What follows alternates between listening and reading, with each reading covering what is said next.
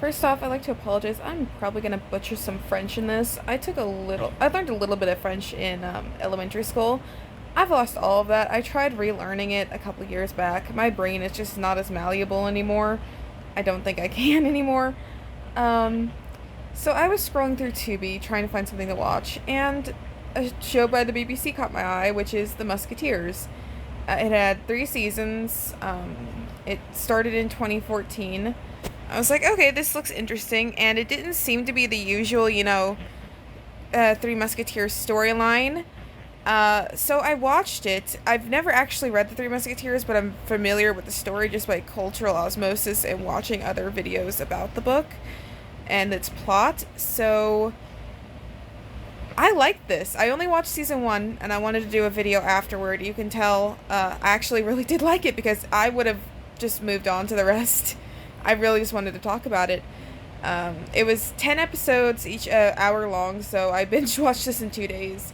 So I spent 10 hours of my life watching this, and I loved it.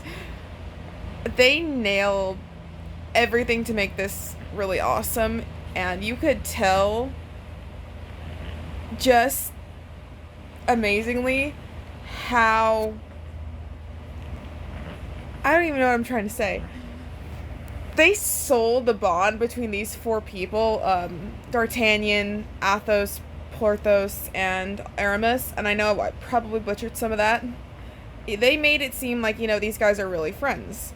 And then it may not seem all that surprising, actors act, but I've watched some shit where people have supposedly really close friends, and it seems like you can tell those people were just stuck in a room together 14 hours prior. And I love it when you can feel this sort of like camaraderie and, chemistry between characters. And for the four main musketeers, I'm putting quotation marks, D'Artagnan doesn't actually become a musketeer until nearly the end of the first season. Spoilers. But I'm counting him. When I refer to the four musketeers, I'm just going to count him as a musketeer. He's pretty much doing unpaid labor for the Musketeers for the majority of the first season. And I find that hilarious. I'm like, why is this private civilian just tagging along on these dangerous shit? He's not getting paid to do this. I find it hilarious. But, you can feel sort of, these people are believable as friends, and I like that. And the actors do a really good job of selling their characters. I feel like I've seen the actor who plays Athos before in something, and I just can't think of what. I do not think I've seen any of the other actors in anything before. I may have. I'll have to check. I'll have to check after I finish recording. If I have, I'll put it on the screen like, hey, dumbass, no, you have seen these people in something. I do know from TikTok that the actor who plays D'Artagnan plays in Shadow and Bone, and...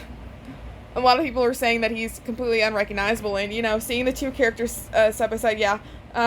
Completely unrecognizable. D'Artagnan, in this is... I love it. He is impulsive. He is... every time he goes to charge in and do something impulsive, and Athos and Aramis have to hold him back, I find it fucking hilarious. And it's always Athos and Aramis that are holding him back.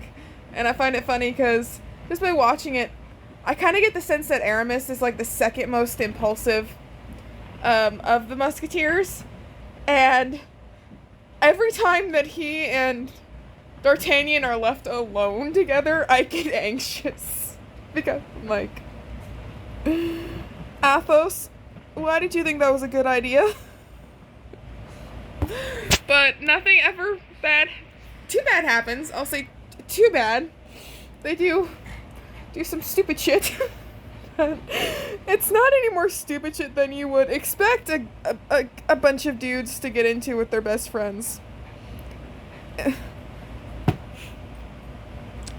The show is hilarious. It finds a nice balance between humor and action, and I love it.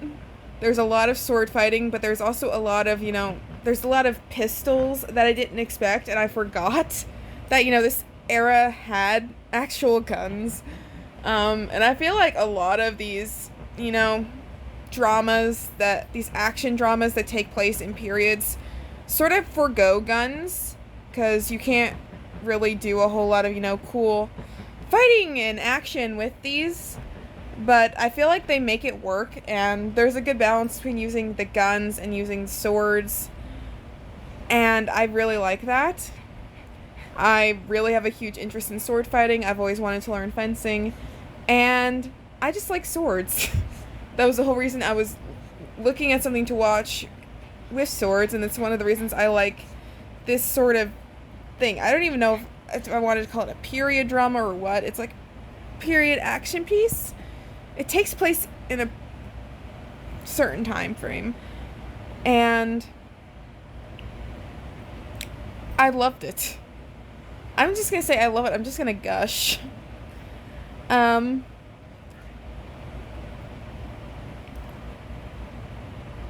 They did make changes, but they kind of had to. I'm not gonna complain about something that's been adapted a million times. It's kind of the same logic I used with the 2020 Black Beauty movie on Disney Plus. It's something that's been adapted a million times. The story of the Three Musketeers. And you have to do something different. The main, core characters are there. You have D'Artagnan, you have Athos, Porthos, and Aramis. You have Cardinal Richelieu, you have Milady de Winter, you have Constance, you have, I think it's King Louis the 13th. You're gonna have to pardon my shoddy French history. My expertise in history sort of begins and ends in Britain with the monarchy, especially around this time at least. Go back further in history, I can tell you shit about, ancient Rome and Greece, some tidbits about ancient China and Japan, and that's about where my expertise ends, because that's where my interest kind of ends. But my main hyper-focus on history has been, the War of the Roses, Tudor era. That's what I know the most about, and what I could probably spew on for hours, War of the Roses, Richard III, Henry, the Tudors, everything with them. I do not know that much about French history, so I couldn't tell you the difference between whatever Louis is on the throne this time around. I think it's Louis the 13th. I think it's Louis the 13th and Queen Anne. I know it's Queen Anne because they said her name multiple times. They did not say Louis's number at all. They just called him Louis throughout this whole thing. They didn't say, Louis the 13th or whatever. I think it's Louis the 13th. I should have fact-checked before I started recording, but I was just I had a couple minutes. The house is quiet. I'm alone. I just decided to film. I think it's Louis the 13th. Someone will probably correct me. If I'm wrong, please correct me. I'm like I said, French history is not my forte. If we were talking about Great Britain, I would have an easier time with it, because I know what I'm actually talking about. If I was talking about the, succession of Great Britain, I pretty much can, I can pretty much list off the succession all the way from Henry V, Henry V all the way down to the current King Charles, so, of Great Britain. I just do not know the French at all. Apparently the Musketeers were a real thing. And I need to do more research into it, because I'm finding it really interesting, and this is just gonna be my new hyper focus for who the gods know how long. It's gonna be lovely. I was talking about how all the characters we from the books are there, even if they've been changed or their stories are a bit different. And I like that. Like I said, if something's been adapted enough, you need to do something different. And I like what they did. Just to give a quick rundown of the first episode, because I feel like the first episode isn't really that vital, spoiler-wise. The first episode opens, D'Artagnan and his father are on their way to France to petition the king on behalf of Gascon with the taxes. They stop at an inn before they get to Paris, and the inn is holed up by people wearing musketeer uniforms, and D'Artagnan's father is shot and killed by someone claiming to be Athos. D'Artagnan goes on a revenge mission to kill Athos. He gets there, duels Athos, which comes from the book. He actually gets in the duels with all three of the Musketeers on his first day in Paris in the book. They're interrupted by guards coming to arrest Athos for multiple murders, because this guy's just been going around doing this shit. And everyone's confused, because why would D'Artagnan's father give Athos' name to him? And he's confused, and Athos, Porthos, and Aramis have to team up, figure out the mystery behind it, and who actually killed it. And the whole time there is a missing patrol of musketeers that have gone missing, and they sort of have to figure it out, and it's all sort of connected, because of course it is. And afterward, the rest is history. And I find it really funny is, by episode 3, I was seriously shipping D'Artagnan and Athos in this. Come to find out, this show actually has a semi-thriving fandom, where it has people semi-regularly putting out work into it. And I found on AO3 that there is a good chunk of work dedicated to Athos and D'Artagnan, and I'm loving it. There's out of completed works, there's 500 completed works, which I consider a good chunk. I'll link a couple of my favorites so far down in the description that are sort of fluffier, that I absolutely love. But my brain, a shipper's gonna ship, and I'm glad I found this new fandom that I can sort of enjoy. But back to the story. And what I really love is this show actually gave me a bit of suspense. Episode 2, I felt actual fear for D'Artagnan's safety. And the thing is, it's episode 2 of season 1 of a 3-season series, and D'Artagnan's one of the main characters. I know they're not going to kill off D'Artagnan in episode 2. But here he is in mortal danger, and I am sitting here anxious on the edge of my seat. And I even said it out loud multiple times. Why the fuck am I anxious? I know they're not going to kill him on episode 2. I know he's going to be okay. And I love that. They could have resolved the issues way too quickly. Instead, they let the suspense build, and I love it. They knocked that out of the park, and I absolutely think they did perfectly with that. And they continue to do it. And there are some instances where you don't know what the fuck's going on. You think, what the fuck happened to these guys? Only to find out it was an act that they were doing to throw off the villains of the story. And I love it, because it even fools the audience into thinking, oh shit, what the fuck happened off screen that we didn't see? Why are they fighting? What's going on? I love it. I love it all. I'm gonna talk about... God's my brain. My brain is not liking me today. I could gush on for hours. I also love that in the background, I think the show knew that D'Artagnan was the eye candy of this show, because he's sort of always just striking half a pose in the background. He's got an eyebrow cocked. He's sort of standing with a pose. I think the show knew out of the 4 he was sort of the eye candy, and I really find that hilarious. He's just standing off to the side, just posing. I'll try to find a screenshot of it so you guys can see what I mean. I think they ended it also kind of nicely. They didn't leave too many plot threads that would need to be, tied up. And I think this is because, TV shows, you're never always guaranteed a second season when you finish wrapping the first one. So they made it, when I finished it, I was like, yeah, if this ended here, I wouldn't be mad. The only real plot thread is, did Aramis sleep with the Queen of England?